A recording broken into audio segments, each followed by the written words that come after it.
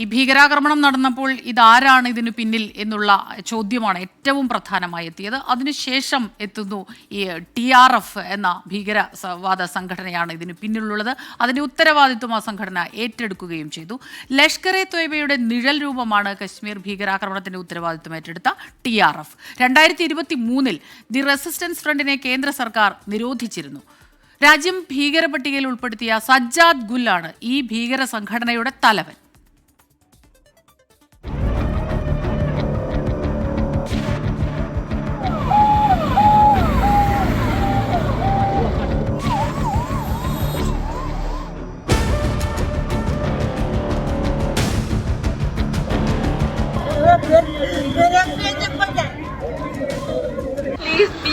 Please ask for help. मेरे पति को बचा लो. हम बचा देंगे. ठीक है, हम बचा देंगे.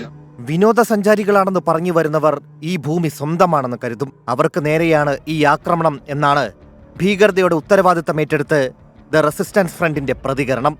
ജമ്മു കാശ്മീരിന് പ്രത്യേക പദവി ഒഴിവാക്കിയതിന് പിന്നാലെ 2019 ഭീകര സംഘടനകളായ ലഷ്കർ എ തയ്ബയിൽ നിന്നും ഹിസ്ബുൾ മുജാഹിദീനിൽ നിന്നും ആളെ ചേർത്ത് TRF രൂപീകരിച്ചത്.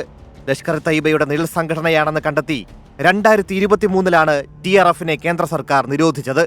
ശ്രീനഗർ സ്വദേശിയായ സജ്ജാദ് ഗുല്ലാണ് TRF തലവൻ. ഇയാളെ ഇന്ത്യ ഭീകര പട്ടികയിൽ ഉൾപ്പെടുത്തിയിട്ടുണ്ട്. TRF ഓൺലൈൻ വഴി യുവാക്കളെ ഭീകരവാദത്തിന് പ്രോത്സാഹിപ്പിക്കുന്നതായി കണ്ടെത്തിയിരുന്നു. ഭീകരവാദ സംഘടനകളിലേക്ക് ആളെ റിക്രൂട്ട് ചെയ്യുക, ഇന്ത്യയിലേക്ക് നുഴഞ്ഞുകയറ്റം, പാകിസ്ഥാനിൽ നിന്ന് ഇന്ത്യയിലേക്ക് ആയുധങ്ങളും ലഹരി വസ്തുക്കളും കടത്തുക, ഇതിലൊക്കെ TRFിന്റെ സാന്നിധ്യമുണ്ടെന്ന് കേന്ദ്ര സർക്കാർ വ്യക്തമാക്കിയിരുന്നു. ഇക്കഴിഞ്ഞ വർഷം ജമ്മു കാശ്മീരിലെ ഗന്ദർബാലിൽ ഡോക്ടറെയും 6 തൊഴിലാളികളെയും കൊലപ്പെടുത്തിയതിന്റെ ഉത്തരവാദിത്തം TRF ഏറ്റെടുത്തിരുന്നു.